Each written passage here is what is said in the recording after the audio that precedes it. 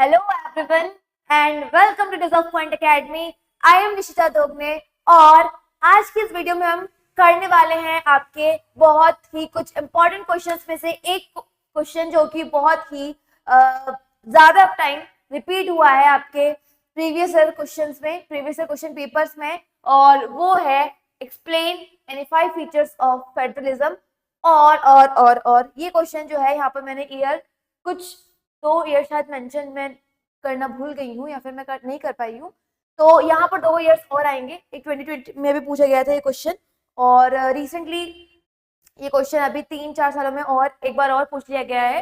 तो ये क्वेश्चन इसलिए यहाँ से ज्यादा इंपॉर्टेंट हो जाता है क्योंकि ये बहुत ज्यादा रिपीट हुआ है और हर 1-2 साल में 2-3 साल में ये क्वेश्चन जो है वो आपको पेपर में देखने को मिलता है। और फेडरलिज्म चैप्टर स्टार्ट करते ही सबसे पहला जो टॉपिक आता है वो आपका यही आता है, फीचर्स ऑफ फेडरलिज्म। तो देख लेते हैं क्या ही होते हैं फीचर्स। ठीक है, तो पहला ही फीचर जो आता है मेरे पास वो आता है, there are 2 or more levels of government, India has 3 levels. ठीक है, फेडरलिज्म का सबसे इंपॉर्टेंट और सबसे पहला ही फीचर आता है कि फेडरलिज्म में 2 या 2 से ज्यादा लेवल होते हैं। जैसे अगर एग्जांपल के तौर पे मैं लूं इंडिया, तो इंडिया के पास 3 लेवल्स है ना, सेंट्रल, स्टेट और लोकल। ठीक है, तो फेडरलिज्म के अंदर 3 जो है वो लेवल होते हैं गवर्नमेंट के। दूसरा फीचर जो आता है वो आता है, each level of government has its own jurisdiction in matter of legislation, taxation, administration and even though they govern the same citizen. ठीक है, बोलना क्या चाहते हैं वो, मतलब हर एक लेवल का अपना एरिया ऑफ पावर होता है, एरिया ऑफ रेवेन्यू जनरेशन होता है, एरिया ऑफ एडमिनिस्ट्रेशन होता है, लेकिन वो सभी गवर्न कर रहे होते हैं एक ही सिटीजन को। कैसे, मतलब मैं जो हूं, मैं अगर अभी वीडियो बना रही हूँ हरदा से, तो मैं हरदा लोकल गवर्नमेंट का भी हिस्सा हूँ, है ना। अब हरदा जो है वो मध्य प्रदेश में आ रहा है, तो मैं स्टेट लेवल का भी हिस्सा हूँ और साथ ही साथ में इंडिया के अंदर रह रही हूँ, है ना। मध्य प्रदेश इंडिया का हिस्सा है, तो मैं सेंट्रल में भी आती हूँ, तो मैं तीनों ही लेवल, तीनों ही गवर्नमेंट के अंदर आ रही हूँ, लेकिन तीनों ही गवर्नमेंट मुझ पे अलग अलग तरीके से गवर्न कर रही है।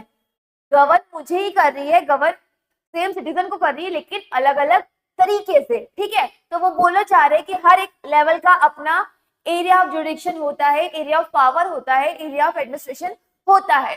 तीसरा जो फीचर आता है आपका वो आता है, power in function of each tier is specified and guaranteed by constitution.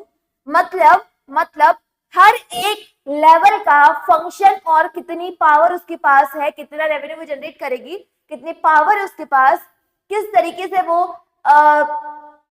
Govern कर सकती है सिटीजन को, ये सारी चीजें जो है वो कॉन्स्टिट्यूशन के अंदर लिखी हुई है और स्पेसिफाइड की हुई है। सारी चीजें, सारी पावर जो है वो हर एक लेवल ऑफ गवर्नमेंट का स्पेसिफाइड है कॉन्स्टिट्यूशन के अंदर, और ये फीचर है फेडरलिज्म का।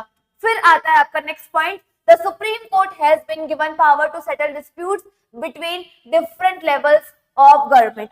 ठीक है, फेडरलिज्म के अंदर जो सुप्रीम कोर्ट है, जो हाईएस्ट कोर्ट होता है एक कंट्री का, उसके पास पावर होती है कि वो अगर कोई भी डिस्प्यूट होता है अलग अलग लेवल्स में, मतलब सेंट्रल और स्टेट में अगर कुछ डिस्प्यूट होता है, तो वहां पर आपका जो गवर्नमेंट, आपका जो कोर्ट है सुप्रीम कोर्ट, उसके पास पावर है कि वो इन दोनों को जो अपनी पावर है उसका एहसास करवाए, उसका रियलाइजेशन करवाए, और इन दोनों को पता है कि आपकी पावर इतनी इतनी है, आपको इसके अंदर काम करना है। ठीक है, मतलब आप यहाँ पर जो सुप्रीम कोर्ट है वो किस चीज का, वो एज एन एम्पायर का काम कर रही होती है। इनके डिस्प्यूट जो है वो उसको सॉल्व करवाने का राइट सुप्रीम कोर्ट के पास होता है फेडरलिज्म के अंदर। नेक्स्ट जो पॉइंट आता है आपका वो आता है, fundamental provision of the constitution can not be altered by any one level of government. मतलब फेडरलिज्म के अंदर किसी भी एक लेवल के पास पूरा हक नहीं होता कि वो अपनी मनमानी करके कोई भी लॉ को, कोई भी प्रोविजन को चेंज कर सके। उसे सारी ही लेवल्स का कंसेंट लेना पड़ेगा, उसके बाद ही कोई भी प्रोविजन चेंज हो सकता है कॉन्स्टिट्यूशन का। ठीक है, लास्ट जो पॉइंट आता है, लास्ट जो फीचर है वो है, it implies to India also sources of revenue between different level in specified by the constitution, there is mutual trust and agreement between the government at different levels. ठीक है, sources जो है revenue के, मैंने भी बताया था पावर, जिस तरीके से पावर स्पेसिफाइड है कॉन्स्टिट्यूशन के अंदर, वैसे ही कहाँ कहाँ से टैक्सेशन लगेगा, कहाँ कहाँ से एक लेवल जो है वो गवर्नमेंट जो रेवेन्यू है वो जनरेट कर सकती है, कहाँ कहाँ से पैसा वो ला सकती है, रिसोर्सेज ला सकती है, सारी चीजें स्पेसिफाइड होती है कॉन्स्टिट्यूशन के अंदर। और ये आपका लास्ट फीचर था किसका, फेडरलिज्म का। और यही कुछ फीचर्स हैं फेडरलिज्म के, मैंने आप वहां पर पूछा था 5 लेकिन मैंने आपको 6 से 7 बता दिए हैं।